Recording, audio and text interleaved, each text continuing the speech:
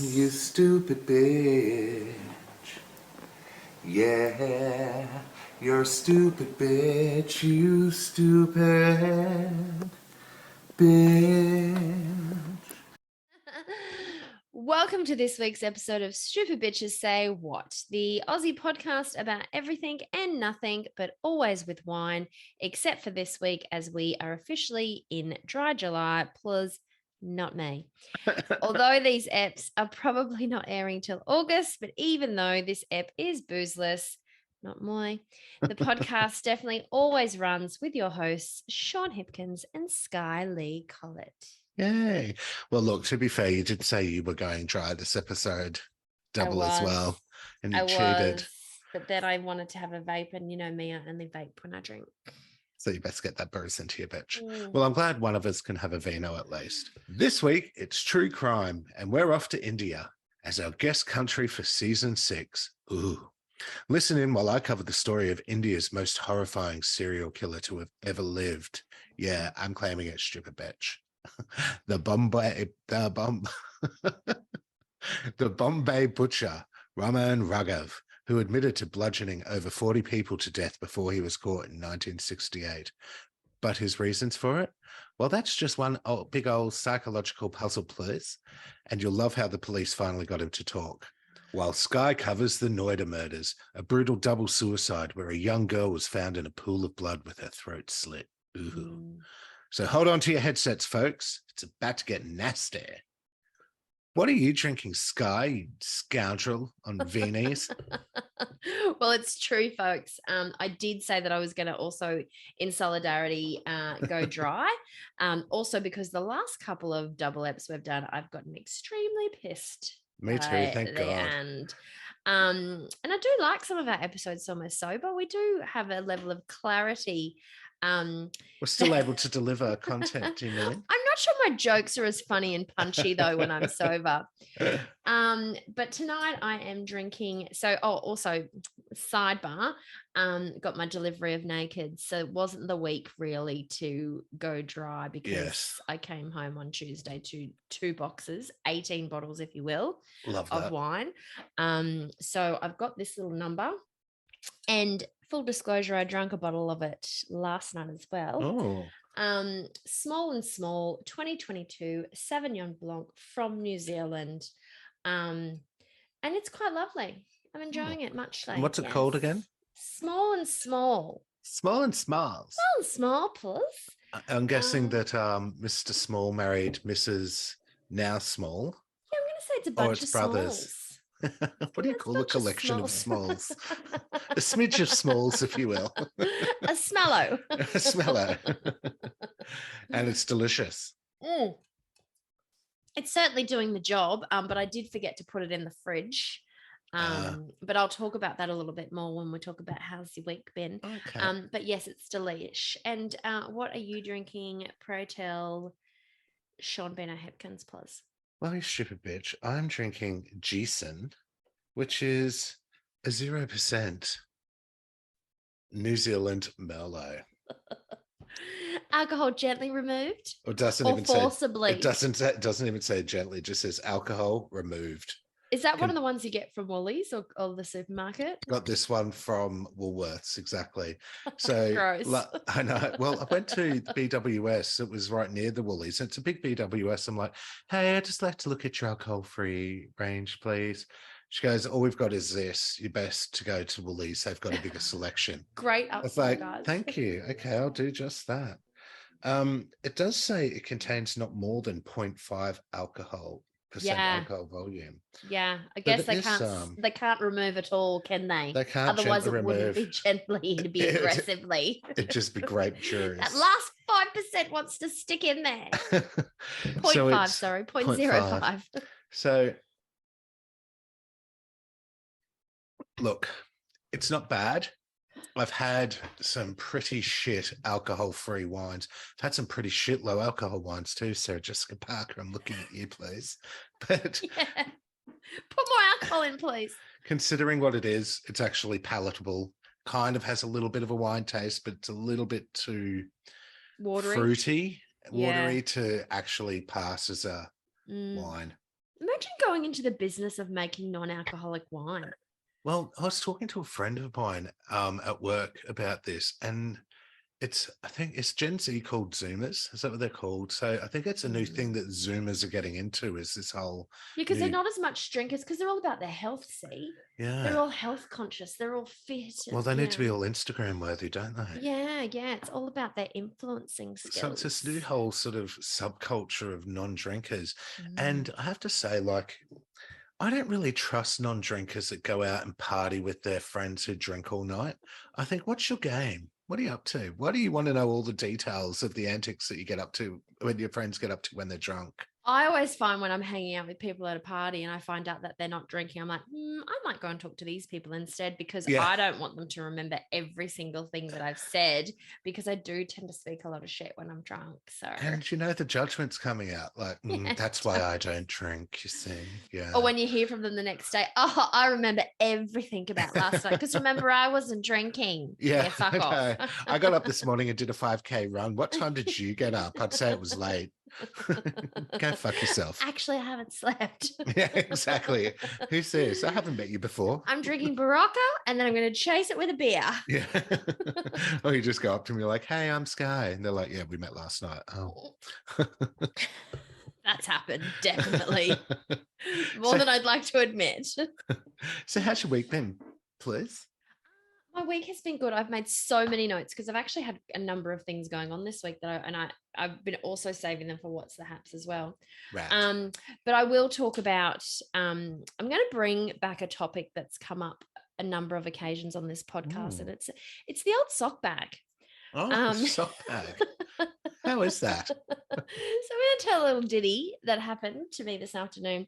So my nan is staying. Well, she stayed with me last night. She's with mum and dad now. Yeah. So she came over. I went and picked her up from my auntie's yesterday, and she came over for dinner. And she's going back to my auntie's. So her suitcase is still there, but she had a bunch of Coles bags with her bits and pieces in it that she was bringing over for the few days that she's staying with us.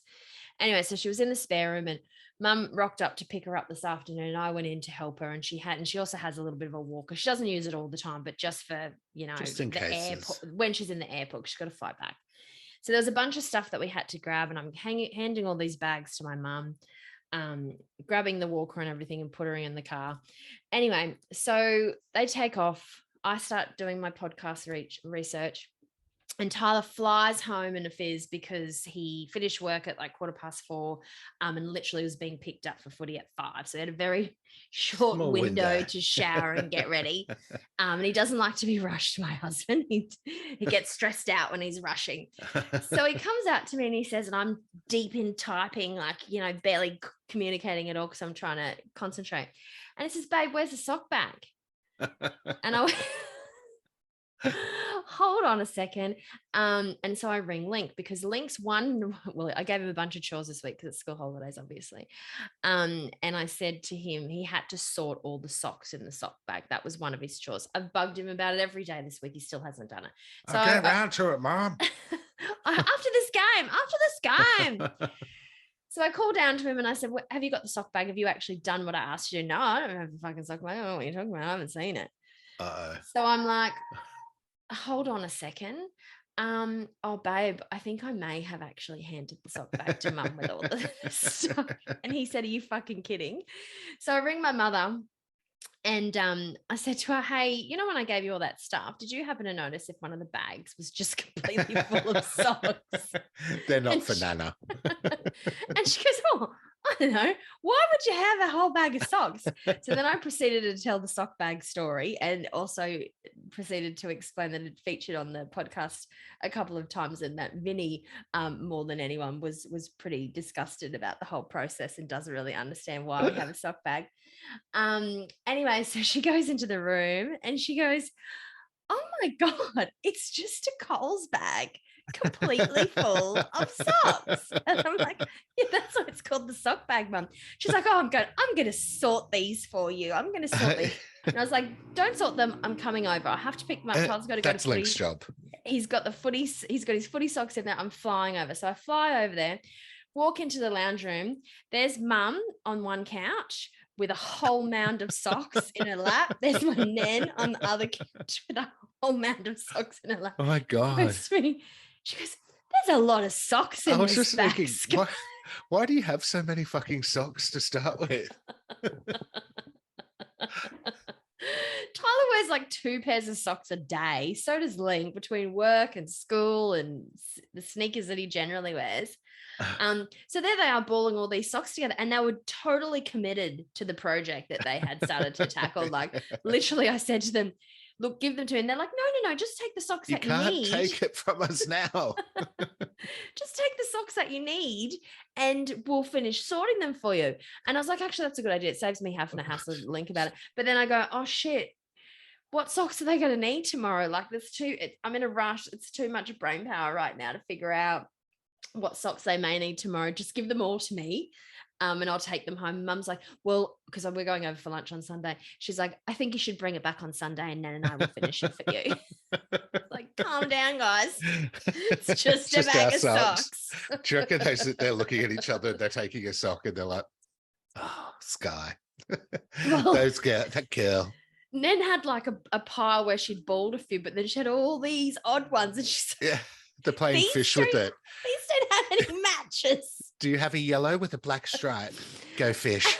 And literally, as I was trying to bag them up and go, Mum's going, I've got this one. I can see it on your lap. Quick, chuck me that one. And they're like throwing them across the room at each other, trying to make pairs. I was like, hilarious. I entertained you this afternoon and gave you something to do. It's a bonding session for them. The good old fucking sock bag, hey? It's a regular feature on the old podcast. It is. It's had its own tile and everything. And the other thing that I wanted to mention as well just this week is that I messaged you earlier in the week and I showed you the IV that was in my arm because I was going through an iron infusion. Plus, yes, that's for people who have low iron. Is it? That's interesting. So this is the second one that I've had. And they reckon it takes like 3 weeks to build it up. And like, you know, women are notorious for having low iron. Yeah. Like it's the thing that happens. It's a thing. Do you have supplements and shit? Yeah, but the supplements, sorry, listeners, I have to say this to be frank, make you really constipated. Oh. And I already eat a lot of cheese, so yeah, you don't need any more backing up there. That's right. So, yeah, my cheese intake already causes problems for me, so it's certainly not a supplement. So yeah, I was on a drip for about 40 minutes while they put it all in, and it's completely pain-free. The hardest part is them jabbing that giant needle in you when they first go in, and then you just pretty much sit there. But yeah, so scroll on your phone. Yeah, but I'd be interested to hear from listeners and see, have you had an iron infusion? Are you iron deficient? Have you thought about getting one? Because I think they make you feel fabulous. Oh, really? Do you feel good after it too? Gradually. Like I didn't realize how low my iron was until my doctor said to me that I had really low iron. It's happened to me a bunch of times though throughout my life. And then as soon as he said it, I was like, oh, that explains a bit actually. Yeah. Okay, cool. Because he's lecturing me. He's like, because you realize iron pretty much dictates everything in your body and how all your organs and everything runs effectively.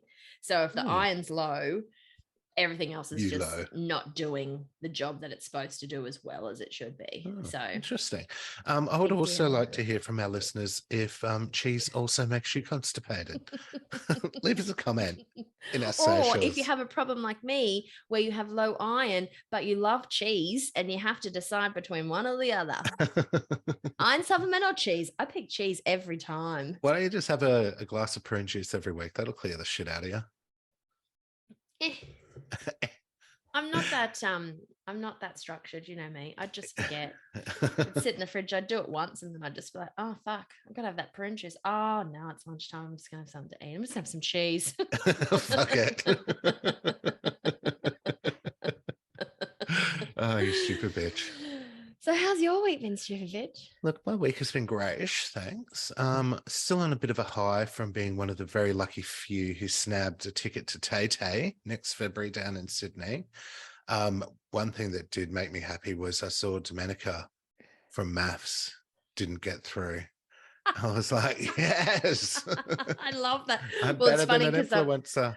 I had Nat over on Sunday for dinner, and she was pretty, depressed over Blue. the whole missing out. But she sees it as, a bit of a godsend because she hadn't really thought about the practicality of getting to Sydney. Well, She was just like, this is the other bit. So we did, however, get a bit of a sting after booking our flights and accommodation. And fuck me, the price hike was something else. And everyone's oh, obviously gone in and booked their tickets. So there was only flex fares available. And at that point, we realized we actually could have gone all out on a cruise with a super nice room for the same money that we've had to outlay for this. But, thankfully the concert's still 7 months away.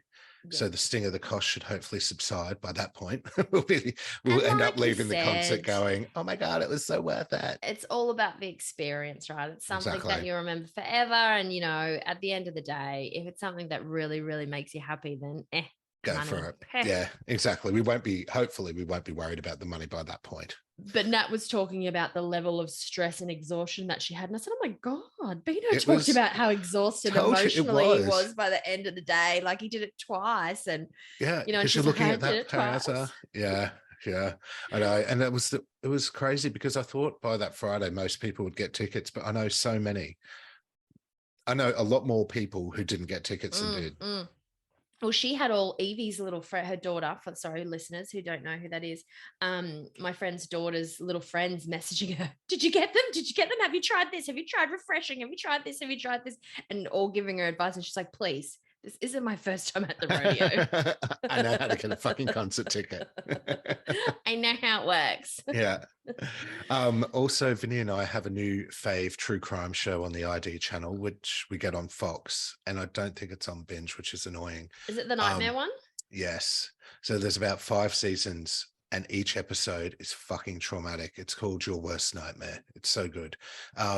Not everyone ends up being killed. So there's some super inspiring stories from the survivors when you hear the shit that they go through and the fucking terror that they face. But fuck me, it's messed up. And if you like true crime and you have the ID channel, get onto it immediately. I have to get my nan onto it because does she have Fox? Is obsessed. I think I can't remember if she got rid of it or not. I'll have to ask her, but she's a massive true crime head. Oh, it is good. We watched 2 episodes last night. We finished the first one and we're like, are we going again? He's like, yeah. See, Tyler can't do that. Like it gives him nightmares. Like he doesn't like stuff like that. So I could never really do it. And I know I messaged you during the week about The Clearing. Yes. Mate, that show is messed up from the very first scene. And Tyler had said to me a bunch of times since it came out, oh, that looks really good. We should watch it. And he really likes one of the main characters in it. And he's suggested it to me at least twice. Should we watch it? And I was like, I'm not really in the mood for that. Nah, maybe not. Yeah. See, I've seen it advertised. So I'm like, but now on your recommendation, I'll definitely watch it. Well, after I put it on, after like the first 2 scenes, I was like, because he was in the room watching the footy while Nen and I were out in the lounge room. Yeah. I said, babe, you wouldn't have even made it through the first 5 minutes of it. You would have been like, I can't watch this. Turn it off, turn it off, turn it off. Jesus. Okay, cool. I'm looking forward to it. That reminds me though, and Tyler might actually like this. It's not a horror movie called, I've mentioned it to you in text, but I haven't mentioned it on here yet. Bodies, Bodies, Bodies. That's on I think it's on Netflix. Oh, it's got Pete Davidson in it. It's got him in it, and it's also got the guy from, or maybe I did mention it, and it's got the guy from Pushing Daisies. I don't know actually, but I knew of it. I have seen it floating around. It. Very, very cool, very clever. Okay. Really, really enjoyed it. Can I put it on the list, please? I mean, whilst there are bodies appearing, it's not brutal. You don't really bodies would indicate that. Sorry. You don't really it's not really gory, or it's more of a sort of a thriller. It's very good, but it's also a black comedy too. Okay, adding it to the list right now. All right, so before we start, we do have a little what will we call this? A little customer feedback, viewer feedback. We have a little update of our last True Crime USA episode on the Beauty Queen killer. Have you seen the messages? Oh, yes, I have, from our lovely Ebs. Love you, Eb. One of our dear listeners. Hi, Ebony, please. She provided us with some further information about the girl that Christopher Wilder, the Beauty Queen killer, kidnapped and took on his spree with him, Tina Marie Risico.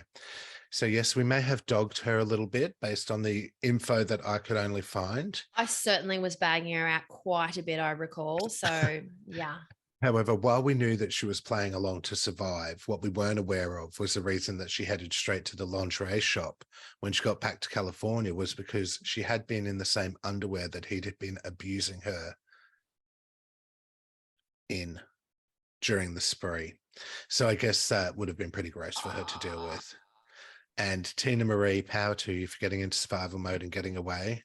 And thank you, Ebbs, for clarifying it. Please, we love all the feedback. Thanks, Ebbs. All right, so should we get into it? I think I'm first this true crime. Yes, indeed, you are. Please, Excellent. please, let's start. So let's do the Butcher of Bombay. Raman Raghav. Even that name is just like creepy. Was known as the Butcher of Bombay and also the Jack the Ripper of India. Ooh. He was an infamous serial killer who operated during the mid-1960s.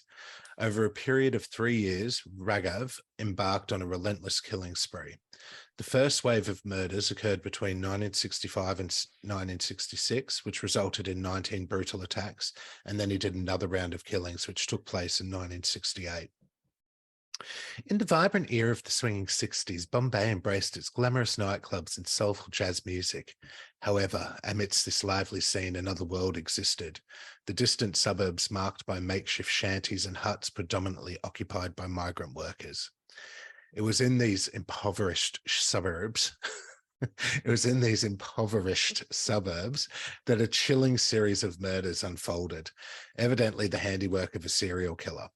The victims were predominantly destitute men, women, and children, brutally beaten to death with a blunt object. The series of murders appeared to be random, and a motive as to why these attacks was occurring couldn't be established because it was just so fucking random.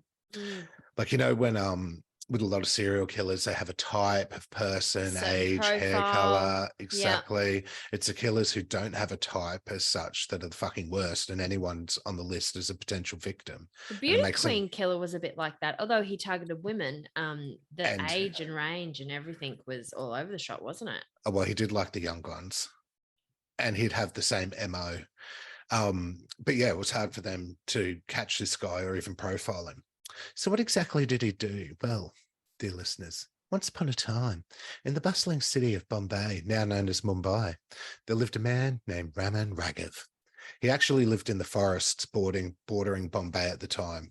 But he was like the forest or the jungle. Is it jungles in India? Forests? I think it's forests. I think I'd like lived there, like didn't have a house or anything, like literally was like. Oh yeah, he lived in them. Yeah, like he didn't have a house. He just.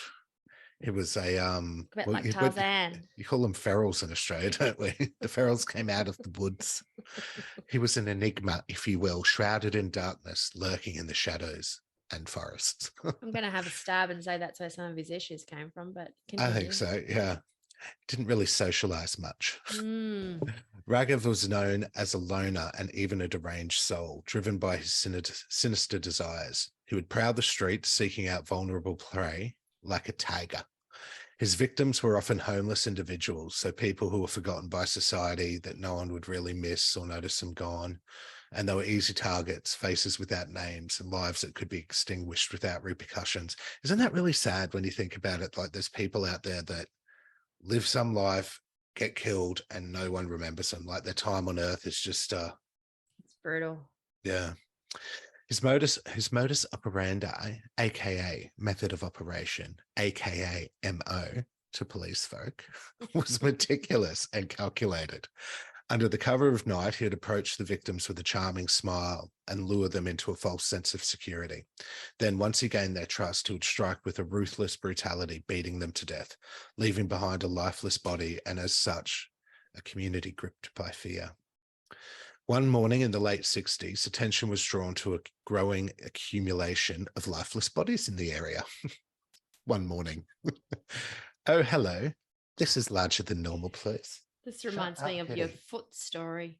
Oh, yeah. Foot on the beach. No, it's not a serial killer. It's just shoes that keep washing them up. And how did the fuckers die? 2 left feet.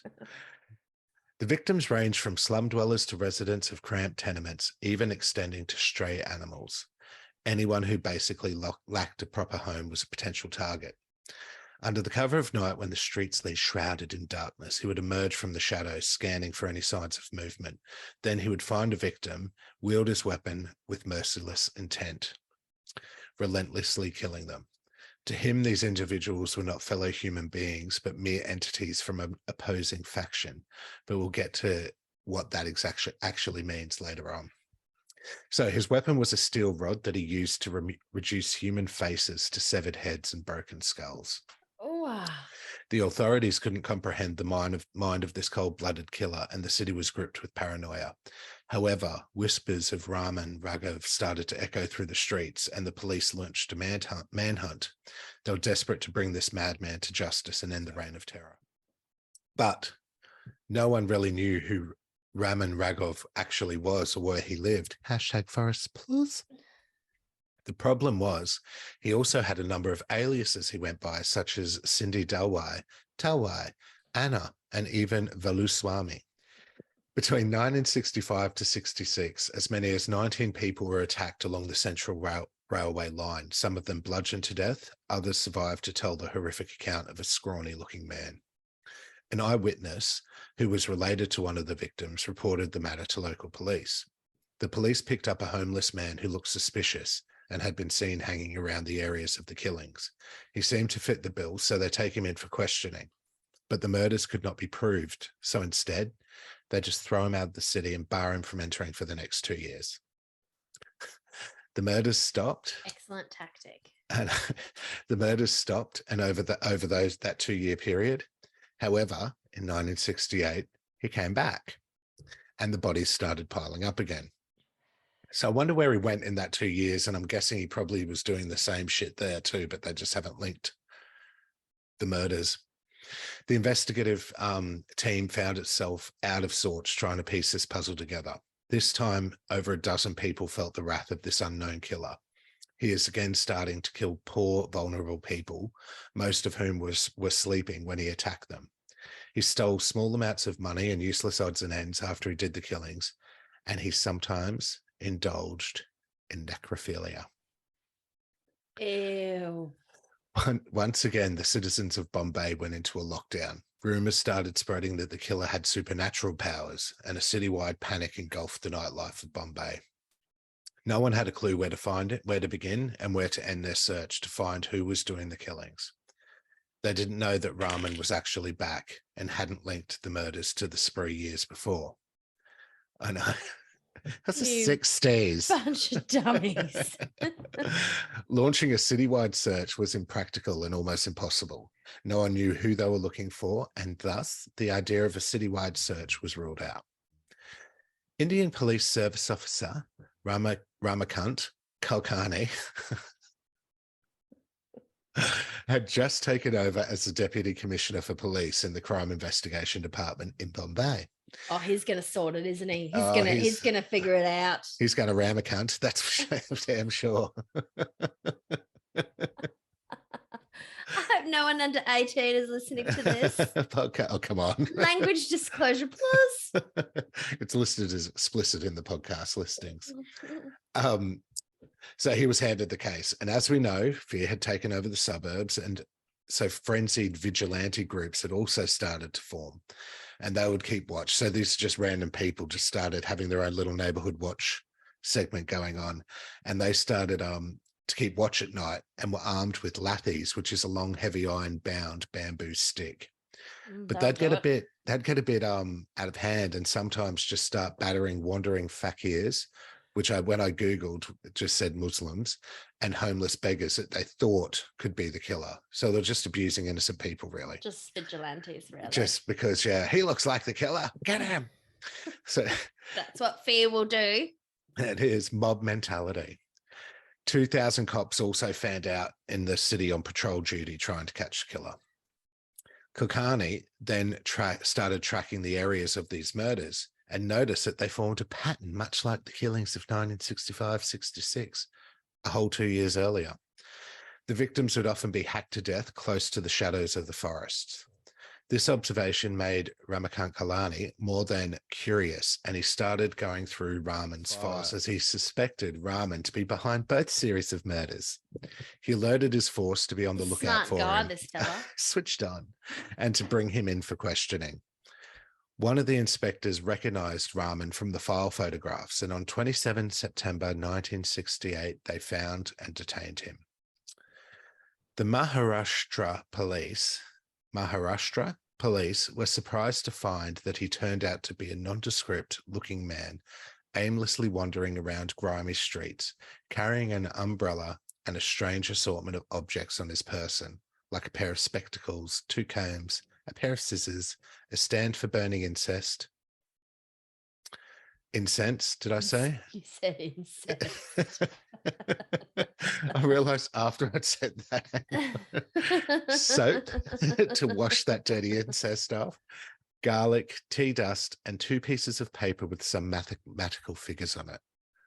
Kind of weird, right? Mm. He was actually spotted by chance by a sub-inspector who noticed that his bush shirt and khaki shorts that he'd been wearing were blood-stained and his shoes were extremely muddy. Yeah, that's a sign right there, isn't it? Something tells me. Not You've been sure. up to no good. Can't put my finger on it. Get your but spectacles out. I see something amiss. His fingerprints matched the ones in police record. And finally, Raman Raghav was convicted. The police had finally put a face to the murders, of which he ends up admitting being over 40. But that wasn't where Raman's story ended. His confession was just as mysterious as the murders he had committed. For weeks after he was arrested, Raman refused to answer a single question. It didn't matter to him if he was being beaten up or tortured, just like Belinda Carlisle. His lips are sealed. However, after being locked up and interrogated for so long, why are you looking like that? I'm just thinking about the whole beaten and torture piece. Like, people will say anything when that's happening. Yeah, but he wasn't saying a damn word. However, after being locked up and interrogated for so long, Raman started missing the foods he enjoyed as a free man and told them if they get him what food do you think he was after? I'm going to say Big Mac. Nelly, a chicken curry. He'll talk. So they got him a chicken curry. I hope so. That's probably a bit more Japanese. Yeah, totes. Butter chicken. So they got him a chicken curry, and talk he did. But not until he finished his chicken curry, of course. So after eating, Raman invited the officers to ask him whatever they wished to ask. It took fulfilling a few more wishes before the police got to know everything they wanted.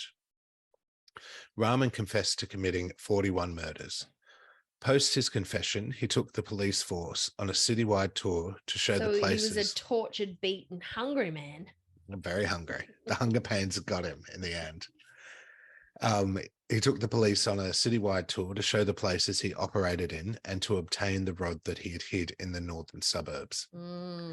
Throughout all of this, he did not show the slightest bit of remorse. He was sent to the police surgeon who observed him for nearly a month and advised that, and I quote, "The accused is neither suffering from psychosis nor is mentally retarded.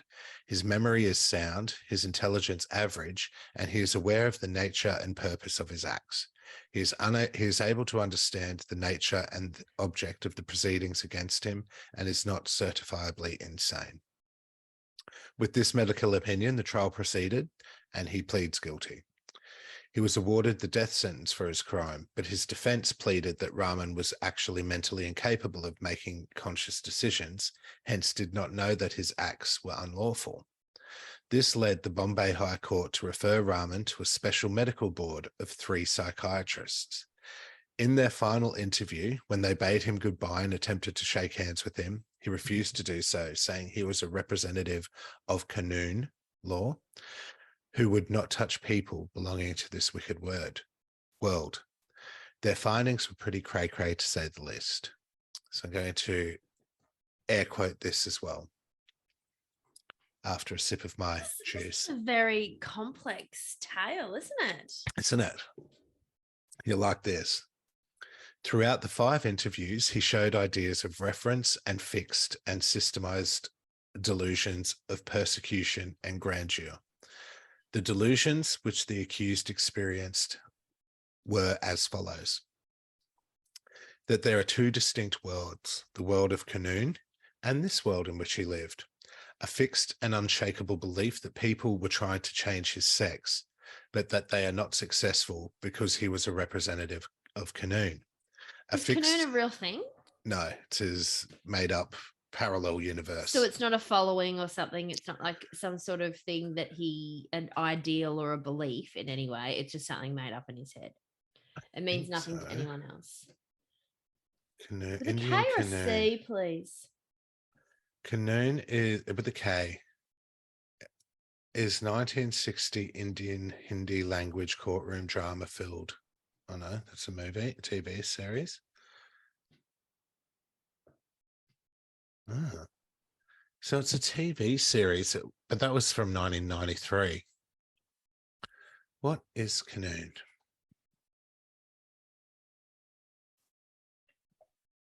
Near Eastern and Caucasian musical instrument. Not that. A rule or detail is written into law or agreement. It is included in it when the law or agreement is made. So that's not either. Some Hindi thing. Well, it's saying they did have law afterwards, but the world of Canoon. But it's something he's made up that's, attached to this, I guess. His belief system. Parallel universe. Exactly. So he had a fixed and unshakable belief that he is a power of Shakti. Let's Google Shakti. Should have probably done this. I just thought it was all part of his fucking cray-cray, which means power, energy, or force. So let me say that again. A fixed and unshakable belief that he is a power of Shakti, and Shakti means power, energy, or force. Mythologically, Shakti is always described as feminine, often personified as the goddess. More findings. A firm belief that other people are trying to put homosexual temptations in his way so that he may succumb and get converted to a woman. Something tells me he was having a little bit of an identity crisis. Yeah, so I was just about to say definitely identity crisis, considering that it's more of a feminine God way. As well. Yeah. That homosexual intercourse would convert him into a woman, hence the necrophilia. That he was 100% man. He kept on repeating this. A belief that the government brought him to Bombay to commit thefts and made him commit criminal acts, and an unshakable belief that there are 3 governments in the country: the Akbar government, the British government, and the Congress government, and that these governments are trying to persecute him and put temptations before him. He was therefore diagnosed with chronic paranoid schizophrenia. He then avoided the death penalty after his diagnosis of the mental illness and was instead sentenced to life imprisonment in Noida jail, where he died in 1988, year of the Expo, please, bicentennial year, of kidney failure after 19 years of incarceration. Oddly enough, in all his years in jail, he was never involved in any acts of violence. And that is my ramen. It's an interesting tale. Isn't it? Never heard of it before. No, me neither. I tell you what, that's one thing that my research proved is that I know very, very, very little about India. So sorry, people. My ignorance is huge when it comes to India. I had to Google so many things. Yeah, me too. I had to get all that information from various different pages. Which was quite confronting because I would love to go to India. I would love to experience it myself. But yeah, I was like, geez, I know very, very little about this country. Yeah. And it was hard to try and get the details of some of the crime, wasn't it? It was for mine anyway. So what do you have about yours? What was yours? Noida Murders. I guess a lot will be lost in translation too, right? That's what I found with a bit of my research. I was like, I don't really know where they're going with this. So that I had to sort of ad lib and make some assumptions. It was like reading the English version of Dua Vitae. Beautiful song. Yeah. Does not mean what it sounds like when you read it in English. Yeah. Exactly. So I will preface this by saying that number one, my pronunciation is going to be way off. Apologies for mine too. Number two, certainly fact check me because I really don't know what I'm talking about. That brand. Yeah, totally. All right, so let's do this. Okay, True Crime India Plus. On the 16th of May 2008, 13-year-old Arushi Talwar, again, apologies for the pronunciation if it's wrong. And I want you to remember throughout this story that she's 13. Yeah. Okay, so just remember that, because I find a lot of it really hard to believe considering her age. Oh, okay. So 13-year-old Arashi Talwar was found in her Noida bedroom with her throat slit. Noida, for those who do not know, and I didn't, is an Indian city approximately 30 minutes from New Delhi. And it's a bit of a it's a region too, I think. So yeah. When I say 30 minutes from New Delhi, I might be quite off in terms of the size of how big it is. So and do they have provinces, do they, in India? No, I don't. I thought for a bit that they did, but it did say city. So I'm going to go with city for this, but I feel province is more accurate, but most of my research says city. So we'll just leave it at that. Yeah. So naturally, local authorities looked to her parents for answers and ruled out suicide, as cutting one's own throat is rare, particularly in a case involving a young teenage girl. Yeah. But the subsequent investigations turned into a complex web of twists and turns over the years that turned up few viable suspects or leads. The first suspect was 45-year-old Hemraj Banjade. Again, pronunciation is going to totally be off there. He worked for the victim's parents, Rajesh and Nipar Talwar, as a type of caretaker around the home, the hired help, or the servant, they called him at various times throughout my research. So again, I may use those terms just because, for lack of anything else to call him, it was never really fully described what his role was. Hemraj was found, though, the day that followed Arushi's murder. His partially decomposed body was located on the grounds of the Talwar property on the terrace. Ooh. Authorities were now dealing with two murders, and then in a tale as old as time, they became overwhelmed and began to bungle the investigation, allegedly. IPS, or Indian Police Service. Yes, I had to Google what IPS was and all the abbreviations. It was the same when we did Ireland. When we did True Crime Island, I was constantly Googling terms when it came to authorities and stuff like that, because it's so different to Australia. So IPS, or Indian Police Service, failed to secure the crime scene immediately after her body was found, but we'll talk about that in a bit more detail. And if you can believe, this allowed media and the general public to venture onto the Talwar's premises after the murder, even entering her bedroom. Oh, God. However, what year was this, sorry? So this was 2008. So the DNA was a thing, well and truly. Yeah, absolutely. So they've compromised everything. So, however, it was only a matter of time before the investigation targeted the people closest and with the most easiest access to Arushi, her parents.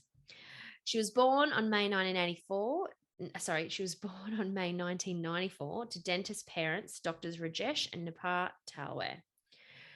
The Talwar's practice... The Talwars practice in a clinic nearby, where Rajesh also headed the dental department of the Fortis Hospital. Friends Anita and Praful Durrani also shared the clinic with the married couple. Rajesh worked mornings with Anita and Praful in the evenings with Nipur. So at 6:01 a.m., the doorbell rang at the Talwars property. Yep. The housemaid, Bharti, was usually let in by Banjade, but despite ringing the doorbell a number of times, he strangely did not appear. Instead, it was the mother, Nipur, who ended up greeting the housemaid from the balcony. This was extremely unusual, as with the shift work that the couple did at their practice, they were generally asleep in the mornings. And Banjade was responsible for providing access to the home for servants and guests. Could you imagine the greeting she probably got from the balcony? Yeah. What the fuck's going on? Yeah. The gate at the entrance was locked, So Napur had to throw keys down to the housemaid, according to her statements. Yeah.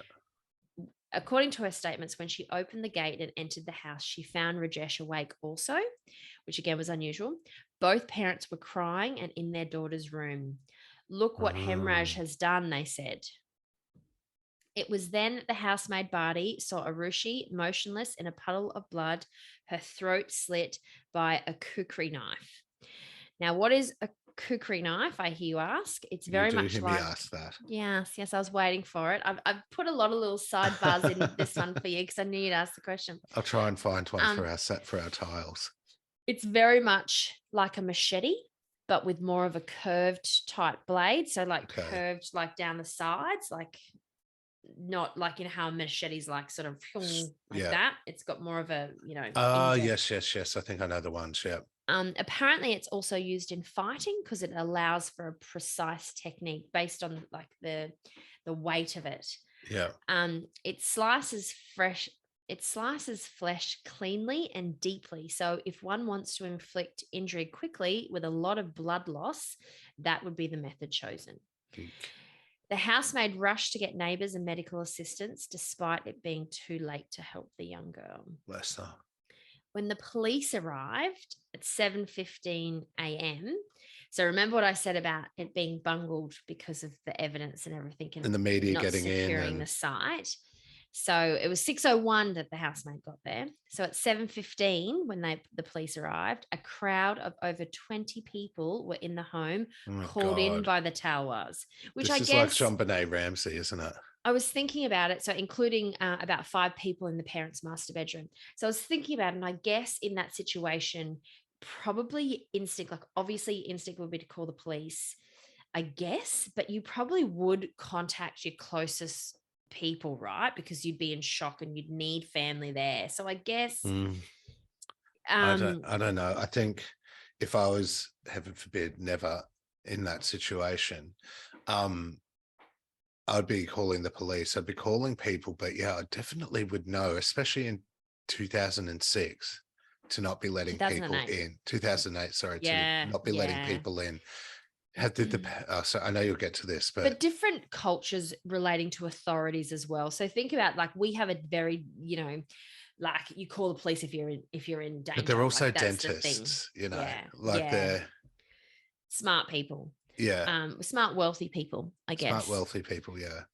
But yeah, you would think that they would know not to disturb anything. But basically by the time the police got there, the scene was fucked anyway. Yeah. And like, I'm sure they got there as soon as they could. And it doesn't really tell you what time they called the police, if they called them immediately at 6 a.m. and they took their time getting there, or if they didn't call them until 7 and they got there straight away. Like, who knows?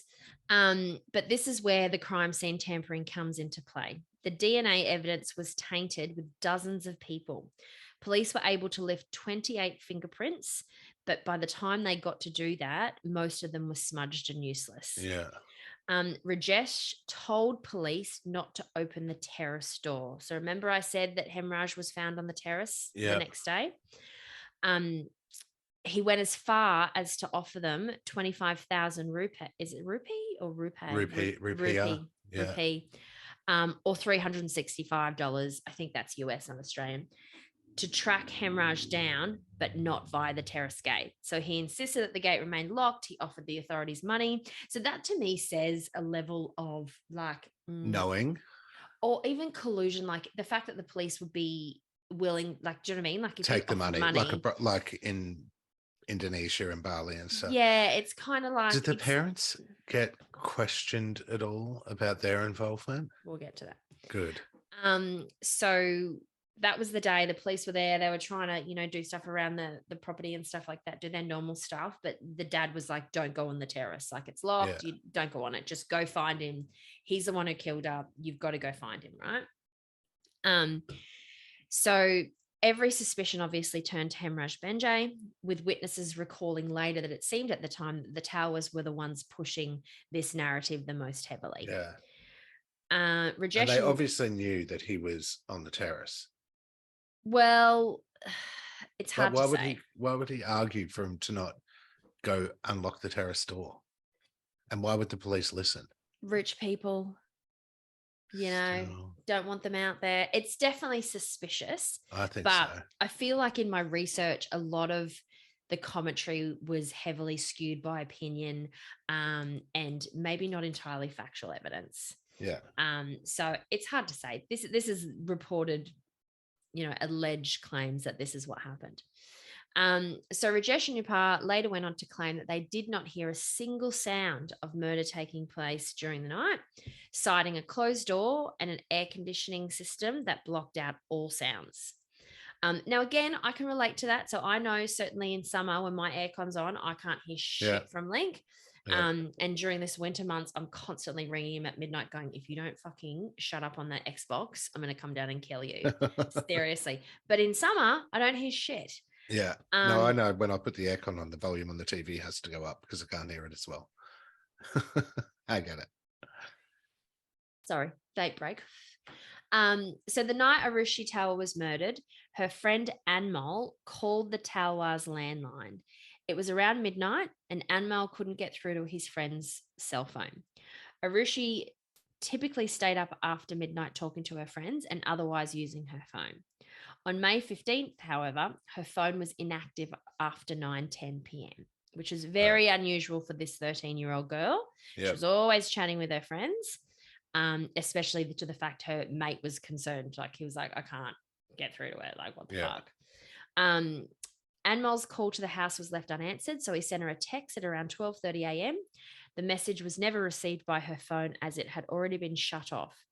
It would later be found, the phone, in another location. The memory had been wiped completely clean. Wow.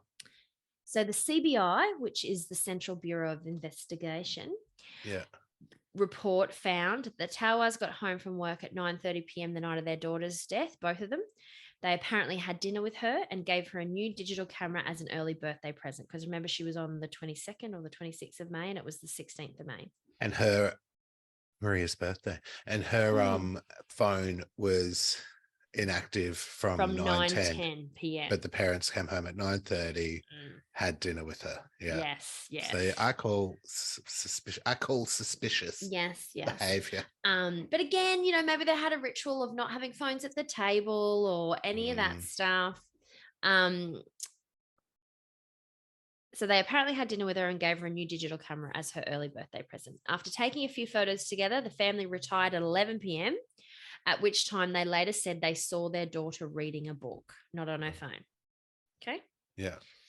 Further statements from the parents claimed that Arushi's bedroom door was routinely locked at bedtime. That's a bit that I think, that's a bit strange. The keys were usually left on Nupur's night table, which is the mother, but she later told the police that she couldn't remember whether she locked her daughter's door that night or not.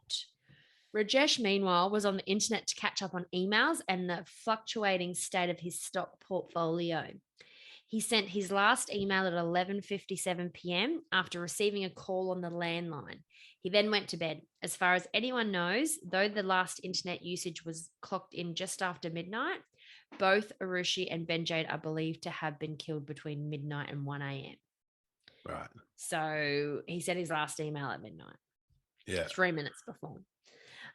It was also discovered that Arushi's internet router was turned off at 3:43 a.m., which suggested that whoever had walked into her bedroom to turn it off either didn't notice a blood-soaked bed and dead girl lying in it or was responsible for her death. So they're saying she died between midnight and 1, and her bedroom internet router was turned off at 3:43 a.m. Yeah. The next day, keys to the apartment and terrace were reportedly found by Nupur on Benjade's bed. The keys to Who's Nupur again? Nupur's the mother. And Benjade. Benjade is Hemraj Benjade. So he's the guy who was found dead. Right. The next day, the 45-year-old. So she's 13, he's 45. There was the keys to Arushi's bedroom were in the living room. There was no other set of house keys, even though the property's gate was locked from the outside. Clearly, someone else had a spare set, but who? When doctors came to visit the Talwar residence to check up on the distraught parents, they noticed blood stains on the handle of the terrace door, which was still locked. So this is before they've found Yeah. hemorrhage Ben Jade's body. They also noticed smudged, bloody footmarks on the floor and blood stains on the staircase. Rajesh was asked for the terrace keys but didn't produce them, and instead went inside after he noticed the blood on the door handle. He remained inside for the entire day, with police unable to access the terrace. So that also says to me about something about the police system, or the local authorities, that they couldn't make him give them keys in a murder investigation, or they couldn't make him open a door during, or they wouldn't because they took the money from him the previous day when he said, I'll give you this money. Yeah. Which was only $300 odd, right? Yeah. To not open the terrace. So it's all very suspect. I call shenanigans. There's so much sus stuff going on. So Ben Jade's body was discovered the following day on May 17th. The police broke the terrace locks open as the keys were still missing and found his decomposing body. So for whatever reason, they eventually go, nah, fuck it, we've had enough, we're busting in. So whether they were waiting for a warrant or, and this maybe is why that's why he was able to tell them not to go open that door. That maybe they didn't have a warrant, but exactly. Yeah. But this is why I think some of it is a little bit lost in translation. Do you know what I mean? Like it's not running in the typical theme, or it's different in terms of our interpretation of what police are capable of doing or interested in doing, or the natural course that you would follow in an investigation. Or it's just shenanigans. I call shenanigans. It's just shenanigans. There was evidence that both dead bodies were moved around the apartment. The new narrative was that Ben Jade had been dragged to the terrace in a bedsheet. The terrace door was then locked, and the killers then re-entered the house and drank whiskey. God. The liquor cabinet was fairly well hidden behind a wooden panel. A bottle of whiskey found on the kitchen table had blood stains of both victims on it. The police, however, had failed to collect proper samples from it. Of course. So talking about the fact that there was all those people in the house at the time that fucked up their, crime scene and DNA samples and fingerprints and shit like that, they still missed a bottle of whiskey sitting on the table that had blood stains. They also missed blood stains on the fucking door going out to the terrace and blood stains that were on the stairs. Yeah. They found them later. Like, Yeah. What level of due diligence was done? Great work. The crime scene also appeared to be dressed up and scrubbed of all evidence that would point towards the Towers. The Towers reportedly told their servants to clean up the floor and walls of the daughter's bedroom with soap and water, and her bloody mattress was tossed out onto the terrace of a neighbour. Fucking hell. Yeah, it's rough, eh? Love that neighbour. Meanwhile, phone records show that between 3 p.m. and 6 p.m. on May 16th, Rajesh's older brother Dinesh and family friend Sushil Chaudhary, as well as the retired deputy superintendent of police Kay Gautam, and someone on an unidentified number, so 4 of them, the dad's brother, a family friend, the retired superintendent of police, and someone unidentified, all began to communicate whilst the autopsy report was being written. Right.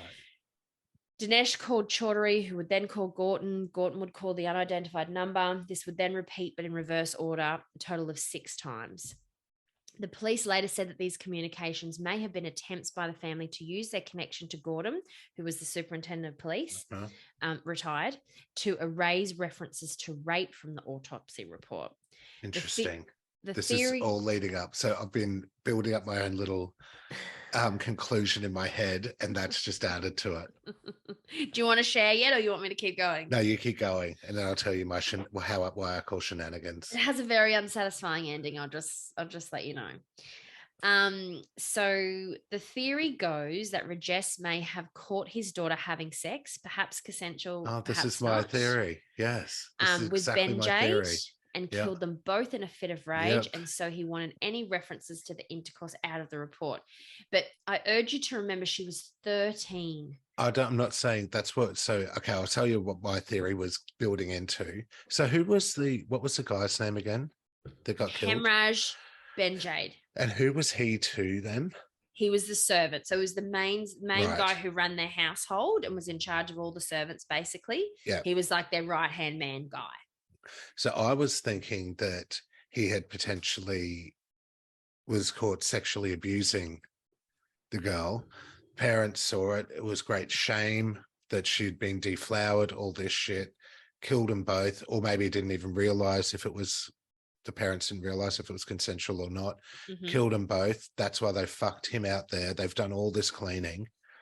And I think it was like they've come home at their 9:30, or they came home a bit earlier and surprised the guy.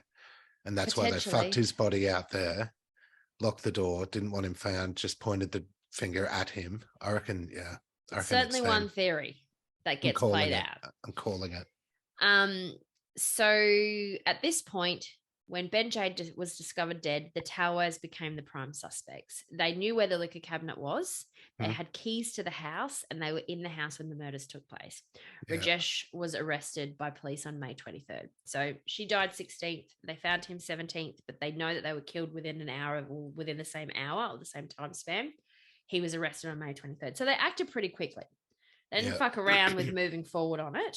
They just had fuck all evidence. Well, they missed it all. They missed it all, yeah.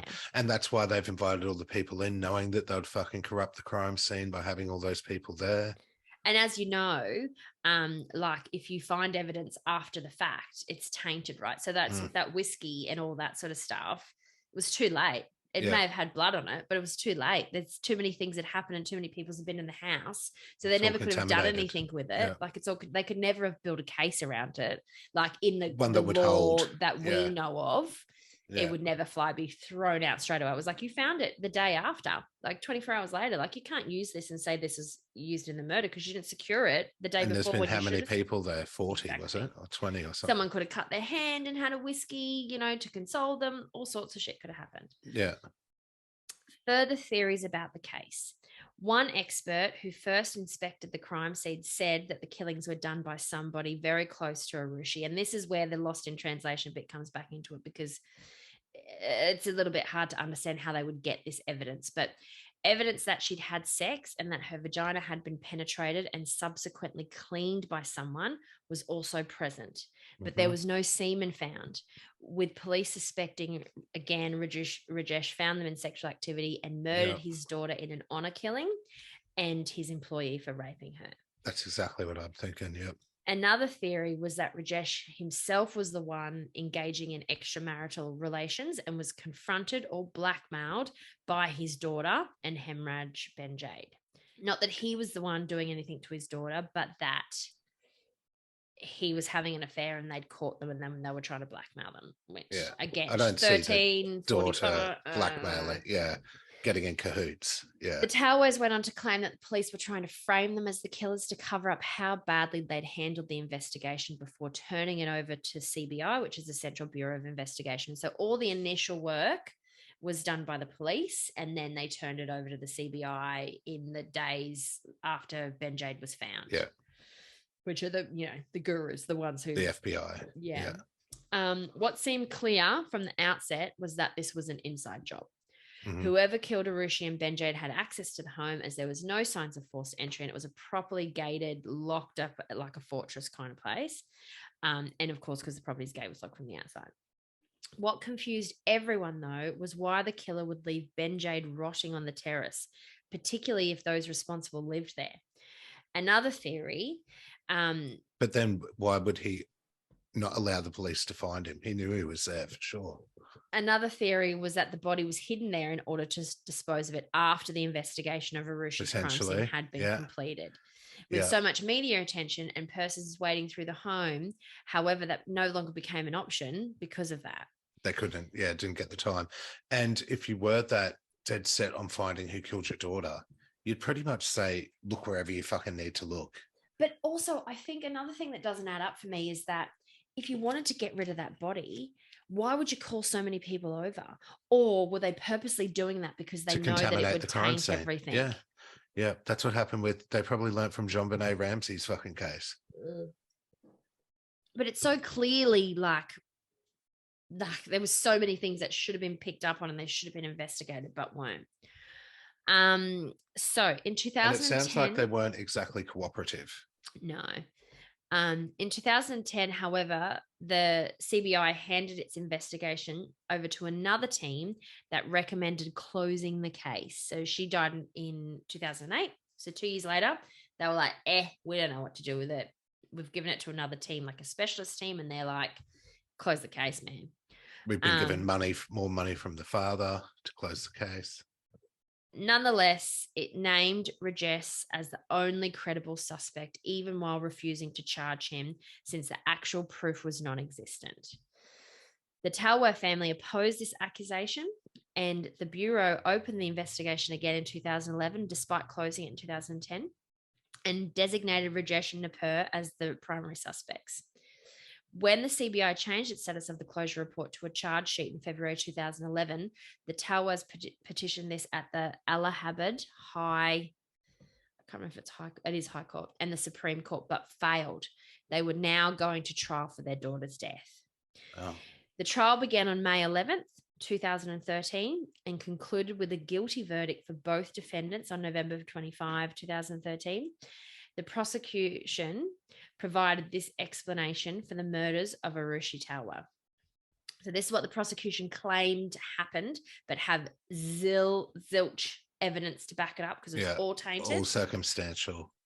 On the night of the murders, Rajesh heard a noise and assumed it had come from Banjade's room. He didn't find anyone in there and picked up the golf club from Banjade's room before entering Arushi's. There he saw the pair engaged in sexual activity. Rajesh clubbed the 45-year-old servant over the head. When he tried to hit him again, Banjade moved, leading the father to accidentally strike his own daughter instead. By the time Napur was awakened by the noise and rushed into the room, both Banjade and Arushi were near death. So this is reports of what the prosecutor went on to say again. The injured Hemraj had fallen from the bed. And see, again, this is where I'm like, it must be lost in translation because you can't just make shit up in court. Do you know what I mean? Like, this is what they're saying happened, but they're actually saying it like it's a version of events. But that's what they do. That's, they come up with theories, and look at the Amanda Knox case as well. They built all of that, a story on her having threesomes and shit like that. But this granular, do you know what I mean? Like, this is going to go into granular detail. The injured Hemraj had fallen from the bed. Both checked Arushi's pulse and found her near dead, which scared the parents. Both checked the pulse, which scared them, and they decided to kill Hemraj so no one discovered the incident. The married couple realized they'd have to fabricate a scenario in order to get away with the double murder of their daughter, Arushi Talwar, and their servant. They wrapped Banjade's body up and took him to the terrace to get rid of his corpse another time. They slit his throat and decided to do the same to their daughter. They also cleaned her vagina. Rajesh and Upar then cleaned the crime scene, bloodstains on the floor, any stained clothing, whatever they could see was tainted by the violent act. Again, so subjective in this statement. Anything they could see was tainted by the violent act was mopped up and disposed of. The couple then left the house, locked the gates from the outside, and entered the residence from Banjade's room to fool the authorities. That's when the father sat himself down and drank some whiskey. In November 2013, after years of trials and legal proceedings, Rajesh and Napur Talwar were sentenced to life in prison. The decision was heavily critiqued for being founded on circumstantial and unconvincing evidence, and the Talwars even took their appeal to the Allahabad High Court. The court overturned the CPI's court judgment in 2017 due to the lack of direct evidence. There were no eyewitnesses, said the judges. The CBI had also failed to provide a strong motive in their opinion. Yeah. It took 4 years, but the parents managed to get acquitted in 2017 and have remained free ever since. More than a decade after the bodies of Arushi Talwar and Hemraj Banjade were found, the case remains legally unsolved, and the family points fingers at the CBI, local police, and the media for ruining an investigation that should have resulted in their daughter's murderer being identified. And they also ruined it as well with their actions they took right after the daughter died, letting all these people into their house, not allowing the police to inspect on the terrace, all that shit. I totally understand, and I know that there's so many situations where people do get falsely accused through bullshit like that, Amanda Knox being one of them, but even they obviously had their You're bits totally sold on the parents, are you? You just like, no doubt. I think there's it's like them, no 100%, 100% think it's them. Where you got pieces of evidence and then they're filling the story in between the gaps into how it got there. So was she beaten as well? Oh, she was hit on the back of the head with a golf club. Or Yeah. sorry, they believe it was a golf club. But again, it's so like opinionated, my research. Like it's like this is actually what happened. But it's like, well, did it though? Did she have a bump on her head? How do you know it was a golf club specifically? Like, how did you identify that weapon? Well, I guess sometimes you can see through the market leaves and stuff like that. It may have cracked a skull in a bit, and you know, you can Which makes me think of the whole blood splatter stuff from what's his face, you know, where there was a whole no, your mate. Oh yeah, staircase, yeah. Where it was like a known forensic way of analyzing shit, and then it turned out to be a complete sham and full of shit. Complete false, yeah. But you can see. I know. I guess like from indentations, if there was shit on a skull or damage, you could probably fit. Plus. You could fit exactly the parents. You could fit a golf club in it, maybe. I don't know, but yeah, no, I totally think the parents did it, 100%. Yeah, and the fact that they didn't have all the evidence that they could piece together, and then blaming the CBI based on them ruining it, but they had 40 people in their fucking house. Yeah. And also, like, give an alternative of what happened. You're her parents. She's still technically a child. Like, how could someone have gotten into your house? Like, yeah, it's 2008. It's not fucking 1980 where, you know. We used to sleep with our doors unlocked. Yeah. Like, everyone did in the village. And keys get cut and stuff like that. Like, well, you have a responsibility as parents to do a level of due diligence. So you must have a theory or some other way that it happened, but instead and like, blaming that guy straight away, and him being fucking decomposing on their terrace that they wouldn't let the police into. To me, yeah. So if it was them, what were their plans after that? They were going to just dispose of him, but then where were they going to dispose of him? Was he going to be found? Were they going to like actually make him, you know, sleep with the fishes and never return? Like, and without knowing the area, you know, you don't know what they had access to. If there were forests like my guy, you know what I mean? They could have. But yeah, it's all very sus. And like the internet being switched off at 3 a.m, her phone going dead, and then they had dinner until 11 and they hung out. Yeah. You know, it is. And what 13-year-old has dinner to 11 o'clock?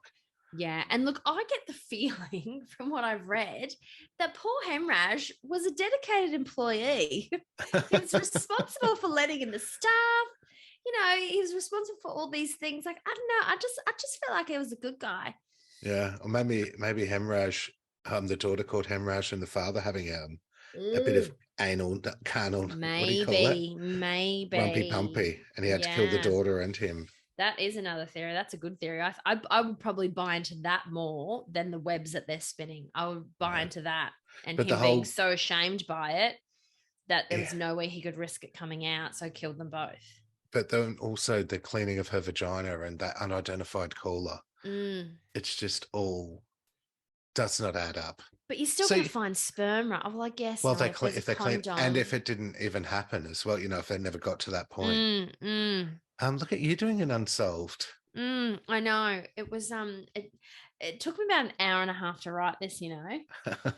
Like, it's a long afternoon with constant interruptions. Where's my damn sock from bag? The people that love me. I was like, please stop talking to me. I'm in like concentration mode. That is the John Benet Ramsey of India, though. It really is. It is, right? Like, you've said that a couple of times. You've said like John Benet, but actually that analogy of it is really accurate. Yeah. It is exactly that. It's like the same thing. It's like, and no, it's so totally far, comparable. Unless someone admits the whole fucking thing, you're never going to find out. Or someone goes back from the beginning, looks at the facts, completely unbiased, and just goes through the factual evidence without any emotion whatsoever, and just looks at it all from the beginning to the end and says, this is what I think. Not what they think happened or what they propose happened, or you know, what they speculate may have happened. Just take all that out, just look at the facts. But even bribing the police at the very beginning as well. Don't open that door. Here's the money. Go find the killer who's literally just behind that door. Yeah. But of course, it could have also been like, we're grieving. That's why all the family are here. We're in our grieving, stages. Culturally, like, get the fuck out of our house. I don't want you opening anything. I don't want you touching anything.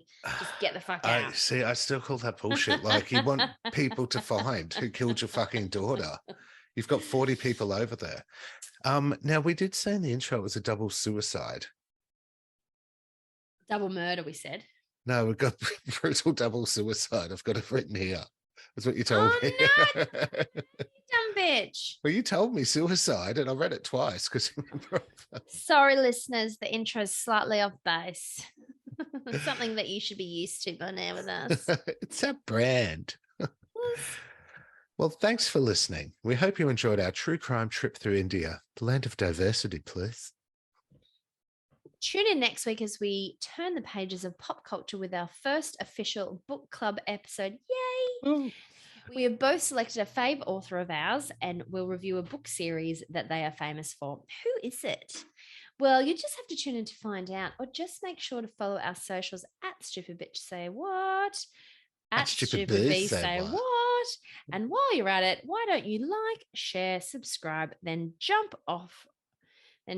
on your partner's or friend's socials and do the same.